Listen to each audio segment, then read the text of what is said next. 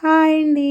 ఈరోజు వీడియోలో మనం బ్లౌజ్ కుట్టిన తర్వాత ఫిట్టింగ్ సరిగ్గా లేకపోతే చూడండి, ఈ విధంగా చంక దగ్గర కానీ షేప్ బెల్ట్ దగ్గర కానీ మనకి చేతుల కింద ఈ విధంగా ఉగ్గులు వస్తే ఏం చేయాలి? ఈ విధంగా కొన్ని రోజులకైతే వస్తుందండి.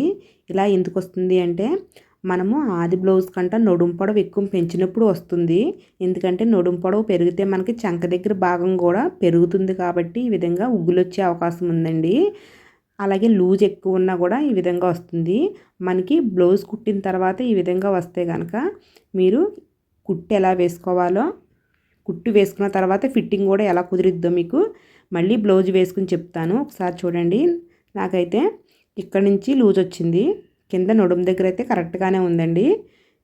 కాబట్టి ఈ కింద నుంచి కూడా లాక్కోవాల్సిన పని లేదు. మనకి ఎక్కడి నుంచి లూజు స్టార్ట్ అయ్యిందో అక్కడే కొద్దిగా చూడండి వంపుగా తీసాను. ఈ విధంగా నాకు చంక దగ్గర నుంచి హ్యాండ్ దగ్గర కూడా కొద్దిగా లూజ్ అనిపించింది. ఈ విధంగా తీసుకున్నాను. అయితే కొంతమందికి చంక దగ్గర మాత్రమే వస్తుంది, కొంతమందికి కింద వైపే వస్తుంది. చంక దగ్గర వచ్చినప్పుడు ఈ విధంగా వేసుకోవాలి. మనకి ఈ కింద వైపు వస్తుందండి, సేఫ్ బెల్ట్ దగ్గర వస్తుంది కొంతమందికి. అటువంటి వాళ్ళు ఓన్లీ సేఫ్ బెల్ట్ దగ్గరే ఈ విధంగా తీసుకోవాలి. అంటే మనకు చంక దగ్గర అంతా బాగుంది, ఇక్కడే లూజ్ ఉందంటే ఇక్కడే తీసుకోవాలి. మనకి అంతా బాగుంది, చంక దగ్గర లూజ్గా ఉందంటే చంక దగ్గర తీసుకోవాలి. మొత్తం అంతా ఉంటే మొత్తం అంతా కూడా ఈ విధంగా తీసుకోవాలి.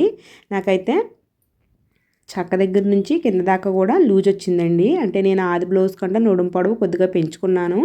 ఇది పొట్టు చీర మీద బ్లౌజ్ అనేసి మనం ఎప్పుడో కానీ కట్టము కాబట్టి ఎత్తి పెట్టేస్తుంది కదా. కొన్ని సంవత్సరాలు పోయేటప్పుడు, కొన్ని సంవత్సరాలు అంటే 1 ఇయర్ 2 ఇయర్స్ అయ్యేటప్పటికి మనకు బ్లౌజులు ఎత్తి పెట్టేస్తూ ఉంటాయి. కాబట్టి నేను ఎక్కువ రేటు చీరల బ్లౌజులు అయితే ఈ విధంగా కొద్దిగా నడుము పొడవు ఎక్కువ పెట్టుకుని అయితే స్టిచ్చింగ్ చేసుకుంటాను. దానివల్ల నాకు ఇది లూజ్ వచ్చిందన్నమాట. మనం ఇది బాడీ మెజర్మెంట్ ప్రకారం కూడా కటింగ్ చేసి స్టిచ్చింగ్ చేసినా సరే కొద్దిగా లూజ్ వచ్చిందంటే ఈ విధంగా కొద్దిగా లాక్కుంటే సరిపోతుంది. మరీ ఎక్కువ వంపుగా తీసేయకూడదండి. పావించు చూసారు కదా, ఈ విధంగా కొద్దిగా పావించు తీసుకోవాలి. అలాగే మనం ఒక చోటే వంపుగా కాకుండా కొద్ది కొద్దిగా దింపుకోవాలి క్రాస్ని. ఈ విధంగా కొద్ది కొద్దిగా దింపుకుంటూ కుట్టు వేసుకుంటే మీకు కుట్టు వేసినట్టుకు తెలియదు, నీట్గా ఉంటుంది. ఒక దగ్గర వంపుగా తీసేస్తే మళ్ళీ అది వేరే షేప్లోకి వెళ్ళిపోతుంది.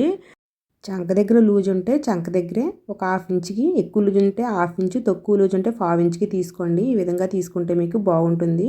నేనైతే లూజ్ లాక్కున్న తర్వాత నాకైతే ఇలా వచ్చిందండి. ఫిట్టింగ్ ఇప్పుడు నాకు కరెక్ట్గా సరిపోయింది. ఈ విధంగా అయితే మీరు బ్లౌజ్లో చిన్న చిన్న మార్పులు చేయడం కూడా తెలుసుకోవాలండి. కొంతమందికి స్టిచ్చింగ్ వేసిన తర్వాత ఇలాగ ఉగ్గులు వస్తూ ఉంటాయి.